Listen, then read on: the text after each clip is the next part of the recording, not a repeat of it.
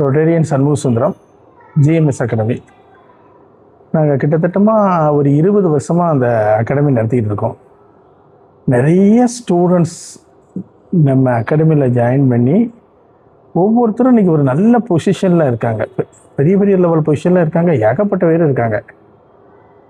அவங்க என்கிட்ட இருந்து படிக்க வராங்க.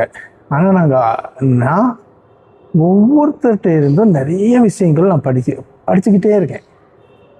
அதாவது ஹியூமன் நேச்சர் அப்படிங்கிறது ஒரு அப்சர்வேஷன் தான். ஒருத்தரை பார்த்து ஒருத்தர் நம்ம படிச்சுக்கிட்டே இருப்போம். இது செய்யலாம், இது செய்யக்கூடாது. எனக்குள்ள ஒரு பெரிய கேள்வி, யார் அச்சீவ் பண்ணுறாங்க? எல்லாரும் வராங்க, யார் அச்சீவ் பண்ணுறாங்க? அவங்களுடைய நாலேஜா, இல்லை கிராஸ்பிங் பவர் அடிப்பாங்க. சிலவங்க ஃபோட்டோகிராஃபிக் மைண்ட் அடிப்பாங்க. ஒரு புக்கை பார்த்து அது ஒரு ஃபோட்டோ எடுக்கிற மாதிரி படிப்பாங்க. ஒரு மட்டும் படித்தா போதும், அவங்களுக்கு சம்முன்னு நின்றுடும்.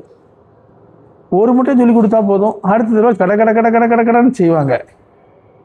இந்த மாதிரி பல ஃபினாமினன்ஸ் இருக்குது. எனக்கு ரொம்ப நாள் ஆசை, ஒரு 7-8 வருஷமாக நான் இதை ரிசர்ச் பண்ணுற மாதிரி பார்த்துக்கிட்டே இருந்தேன். எதுனால அவங்க பாஸ் ஆகுறாங்க அப்படிங்கிற இதில் கடைசியில் நான் யோசித்து பார்த்தா எனக்கு ஃபைனல் கன்க்ளூஷனாக 2 விஷயம் வருது.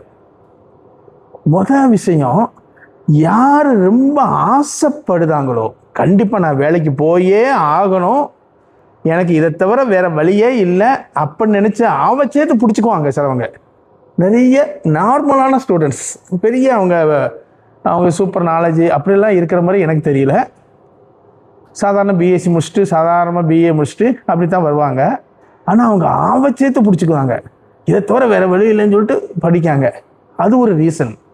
2வது கன்சிஸ்டன்சி. அந்த கன்சிஸ்டன்சிங்கிறதெல்லாம் ஒரு மிகப்பெரிய விஷயம். அவங்களுக்கு நம்ம எந்த ஒரு மோட்டிவேஷனும் பண்ண வேண்டிய அவசியம் இல்லை. அவங்க தொடர்ச்சியாக அந்த கன்சிஸ்டன்சி பண்ணிக்கிட்டே இருப்பாங்க. நம்ம லைஃப் எப்போவுமே ஒரே மாதிரி இருக்காதுங்க.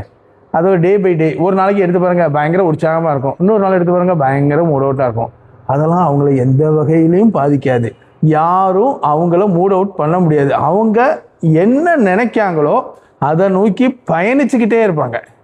என்னையை பொறுத்தவரை 2 விஷயம், ஆசைப்படுறவங்க, கன்சிஸ்டன்சி. நீங்களும் ஆசைப்படுங்க, கன்சிஸ்டன்சியாக இருங்க. உங்களுக்கும் ஒரு அருமையான வேலை காத்திருக்கு. Thank you very much.